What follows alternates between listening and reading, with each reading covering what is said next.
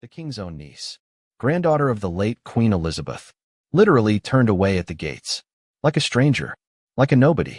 And instead of exploding, she did something that made everyone stop and stare. Harry and Meghan would have never handled it this way. Royal Ascot, one of the most exclusive events in the entire British calendar. The kind of place where rich men in top hats sigh loudly if they have to wait 2 minutes in a queue. And right here, at this event, in front of everyone, a security guard turned away a member of the royal family. But here's what nobody is talking about. It's not the blunder that's the story. It's what happened in the next 30 seconds that tells you everything about who Zara Tindall really is. And trust me, this gets more interesting the deeper we go. First, let's talk about what Royal Ascot actually is. Imagine the most bougie event you've ever been to.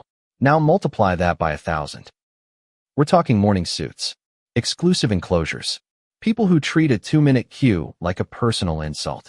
One journalist who was there described actually hearing, and I quote, audible tuts from men who went to private school because they had to wait a few minutes. This is the world where "do you know who I am" isn't just a cliche. It's practically a greeting. So into this world steps Zara Tindall. Now for those who don't know, Zara is King Charles's niece, Princess Anne's daughter, Queen Elizabeth's granddaughter. She is royalty, but she arrived at Royal Ascot in the most low-key way possible. No grand motorcade, no ceremony, no fanfare, just the people carrier. She stepped out, smiled, chatted with people passing by, took photos with strangers who asked. Total ease, total warmth. And then, she walked toward the gates.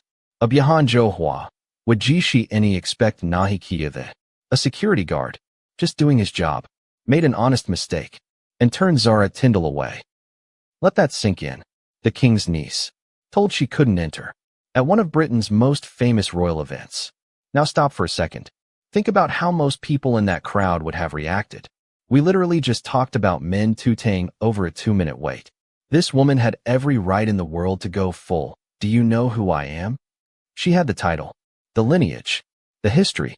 She could have called someone, made a scene, had that guard removed. But instead, she just nodded, calmly followed the instruction, and headed toward the ticket office, like it was absolutely fine. No eye roll, no sharp words, no dramatic sigh, just grace. Age Jo Hua Aap Sakbi Nahi Sakte. Within minutes, a panicked supervisor rushed over. The mistake was fixed. Zara walked in. No drama, no lingering anger, no complaint to the press. Just done, handled, forgotten. And here's the thing that makes this even more remarkable when you understand her background. Zara Tindall is not a princess. And that was a choice. Her mother, Princess, and arguably the hardest working royal in the family, specifically declined titles for her children. She raised Zara and her brother Peter as private individuals. No HRH, no princess, just people. And maybe that is exactly why Zara handled this the way she did. Because she was never raised to believe the world owed her a red carpet. She was raised to be a person first, and a royal second. She went on to become an Olympic equestrian champion, by the way, won a medal for Britain, on her own merit. This next part is going to change everything you thought you knew about the royal family dynamic. Because while Zara was quietly, humbly walking to the ticket office, somewhere across the Atlantic, Harry and Meghan are still clinging to their HRH titles, still fighting to keep the style of His Royal Highness and Her Royal Highness. Titles they haven't actively used in years. Titles that, according to many, they gave up when they stepped back from royal duties. But they won't let go. And the contrast could not be more stark. Here is a woman, Zara Tindall, who was literally given a royal title at birth, and her mother said, "No thank you, she doesn't need it." And she has lived her entire life proving she doesn't.